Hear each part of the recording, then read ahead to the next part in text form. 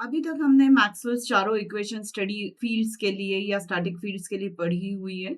Exam में जो question आता है वो स्टडी या स्टैटिक फील्ड्स के लिए आपको डिफरेंशियल फॉर्म या इंटीग्रल फॉर्म डिराइव करने को आता है, तो वो एक साथ मैं आपको यहाँ पर बता देती हूँ। स्टैटिक फील्ड के लिए सबसे पहले मैं इलेक्ट्रिक फील्ड से related first Maxwell's equation derive कर रही हूँ, जिसमें हमें कहा गया कि close line integration of E dot DL जो होता है वो जीरो होता है। तो इसका लॉजिक ये है कि close line integration of E dot DL या ई डॉट डीएल जो होता है वो पोटेंशियल होता है।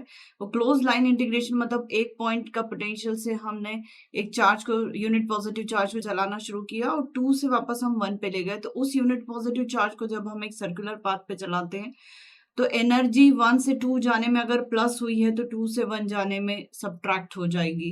तो टोटल एनर्जी में चेंज जो मिलेगा वो हमें जीरो मिलता है। तो इसलिए close line integration of E dot dl हमेशा जीरो होता है। स्टोक्स थ्योरम अगर हम अप्लाई करें तो close line integration of E dot DL is always equal to surface integration of curl of E dot ds होता है। ये स्टोक्स थ्योरम के अकॉर्डिंग है। तो इसलिए अब जब ई डॉट डीएल का क्लोज लाइन इंटीग्रेशन जीरो है, एलएचएस जीरो है, तो आरएचएस भी जीरो हो जाएगा। तो आरएचएस इक्वल टू जीरो लिखा, मतलब ultimately curl of E is equal to zero हो गए। मतलब ये इलेक्ट्रिक फील्ड की फर्स्ट मैक्सवेल्स इक्वेशन का ये इंटीग्रल फॉर्म हो गया, ये डिफरेंशियल फॉर्म हो गया। इसी तरीके से मैग्नेटिक फील्ड की फर्स्ट मैक्सवेल्स इक्वेशन जो है वो close line integration of H dot DL is equal to I enclosed होता है। मतलब एक करंट कैरिंग कंडक्टर के चारों तरफ अगर हम एच डॉट डीएल परफॉर्म करते हैं क्लोज पाथ में, तो वो हमेशा करंट एनक्लोज के बराबर होता है और ये एम्पियर्स लॉ है।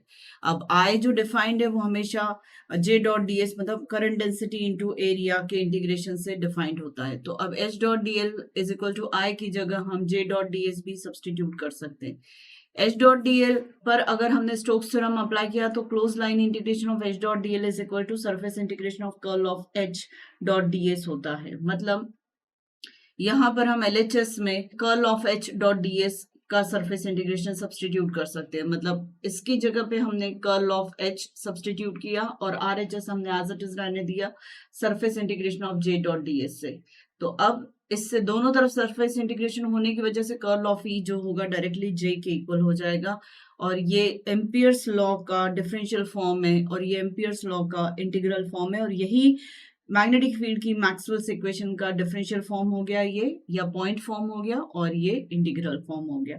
अब बाकी की इलेक्ट्रिक फील्ड और मैग्नेटिक फील्ड से रिलेटेड एक और आपको मैक्सवेल्स इक्वेशन, एक मैक्सवेल्स इक्वेशन और डिराइव करके बता देते हैं। तो वो गॉसेस लॉ पर डिपेंडेंट है, जो कहता है कि close surface integration of D dot ds is always equal to charge enclosed, और ये है स्टैटिक इलेक्ट्रिक फील्ड के लिए।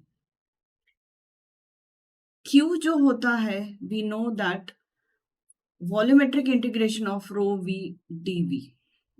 अब मैं डाइवर्जेंस थ्योरम को अगर अप्लाई करती हूँ इस वाली इक्वेशन पे, तो डाइवर्जेंस थ्योरम कहता है D dot d s surface integration is always equal to divergence of D and its volumetric integration.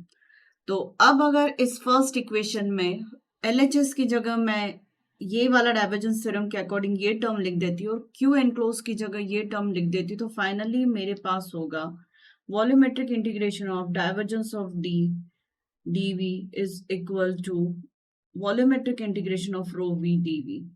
दोनों तरफ वॉल्यूमेट्रिक इंटीग्रेशन होने की वजह से divergence of D is equal to rho v, ये इक्वेशन फॉर्म हो जाएगी। और ये electric field, static electric field के जो मैक्सवेल्स इक्वेशन है गॉसेस लॉ पर डिपेंडेंट, उसका इंटीग्रल फॉर्म ये हो चुका है और ये हो चुका है उसका डिफरेंशियल फॉर्म।